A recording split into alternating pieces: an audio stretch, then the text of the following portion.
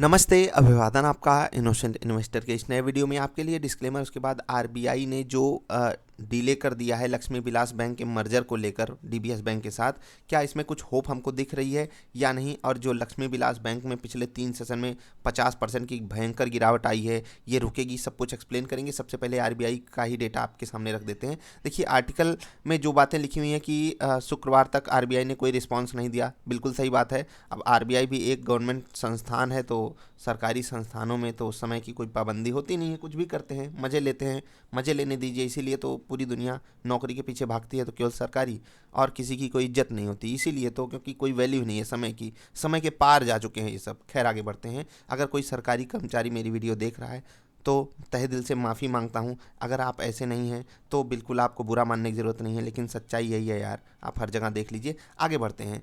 RBI ने कहा था नहीं किए, उनको छोड़ दीजिए। मैं आपको होप की बात पे वापस लाता हूं, तो बहुत ध्यान से समझिएगा।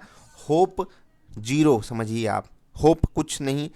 क्यों? क्योंकि मैं शेयर होल्डर्स के बारे में बात कर रहा हूं। जिनका पैसा पड़ा है वो अपनी होप लगा कर बैठे रहे, 25 से 50 हो जाएगा, या उनका तो पैसा उनको वापस मिल ही जाएगा। 5 लाख तक की एफडी पे इंश्योरेंस भी देती है भारत सरकार, उसको आप इग्नोर कर दीजिए। अगर आप एक शेयर होल्डर हो तो आपको क्या करना चाहिए? आपके पास कोई चारा नहीं बचा, आपको कोई होप नहीं जगानी चाहिए। अगर आप फ्रेश बाइंग की सलाह दे चाहते हो मुझसे, मैं सिंपली आपको क्या कहूँगा, इग्नोर कीजिए, इग्नोर कीजिए। क्योंकि आप खुद देखिए क्या क्या करेंगे आप इस स्टॉक में। आप देख लीजिए, 9 रुपये पे आ गया है, 50% की गिरावट हो चुकी है, 10% की सर्किट लिमिट हो गई है, अभी 5% की हो जाएगी, फिर ये ऐसे गिरता रहेगा। इसको खरीदने कौन आएगा? आप खुद सोचिए। अगर एक बंदे को भी बेचना है और बाई जीरो को करना है तो स्टॉक 5%, 10%, 20% गिर जाएगा। अभी 20 से 10 आया है, 10 से 5% की सर्किट लिमिट पे बहुत जल्द आ जाएगा। इसको आप इग्नोर कर दीजिए, बिल्कुल भी आपको इग्नोर करने की ज़रूरत है। सस्ते के चक्कर में घटिया माल नहीं उठाना चाहिए, मैं बार बार ये कहता हूँ। और देखो, बहुत सारे लोगों को ये बात पता होगी और वो ऑफेंड हो जाते हैं। मैं आपको सिंपली कहता हूँ यार,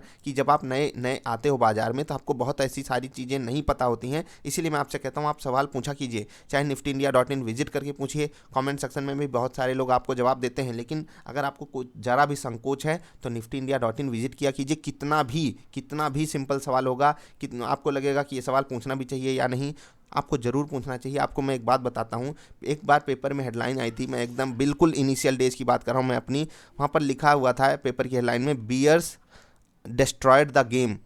मैंने सोचा ये भालू लोग क्या बाजार गड़बड़ कर दिए क्या? उस दिन निफ्टी जो है वो 2.5% के आसपास गिरी थी, ठीक है, 2.50% के आसपास निफ्टी गिरी थी। मैंने सोचा ये भालू का अटैक वटैक हो गया क्या बाजार में? अब मैं अपनी बात कर रहा हूँ, आप सोच के देखा कीजिए कितना, मतलब हर इंसान जब अपने लर्निंग फेज में होता है, सिली क्वेश्चंस होते हैं उसके पास, वो कुछ भी सोच लेता है। और अब अगर आपसे कहूँ कि बियर्स ने डिस्ट्रॉय कर दिया गेम, तो हमको आपको सबको पता है। तो यही मैं आपसे कहता हूँ, अगर आपके पास कोई सिली सवाल भी है तो भी पूछा कीजिए, क्योंकि वहीं से आप लर्निंग फेज में जाओगे। अब ये सिली सवाल यही है, मैं सिंपली आपको बताता हूँ। यहाँ पर अगर आप बाई करने का जरा सा भी आप प्लान बना रहे हो तो आप बहुत सिली काम कर रहे हो, बहुत मतलब छोटा काम कर रहे हो, आपको कुछ नहीं मिलने वाला है। अब आप एक बार के लिए सोचोगे 30 रुपये से ज़्यादा इनकी बुक वैल्यू है, 10 रुपये की इनकी फेस वैल्यू है, अब ये कितना गिरेगा? तो भाई यार, मैं आपको बता रहा हूँ, इक्विटी की ऐसी तैसी हो गई। इक्विटी की कोई वैल्यू जब बचती नहीं है तो फेस वैल्यू और बुक वैल्यू काम नहीं आती है। यकीन मानिए, इसको इग्नोर कर दीजिए स्टॉक को।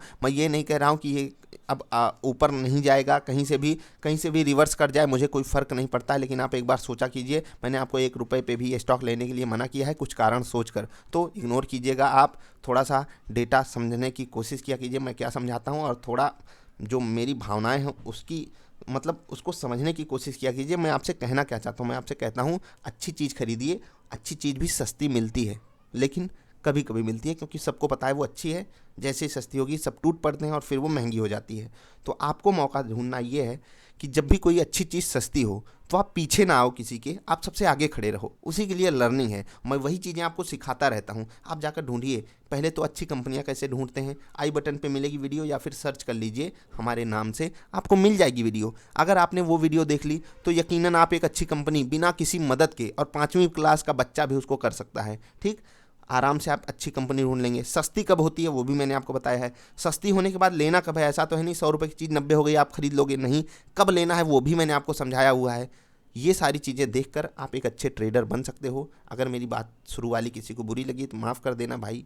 मिलेंगे फिर से, तब तक के लिए हंसते खेलते रहिए। Bye bye.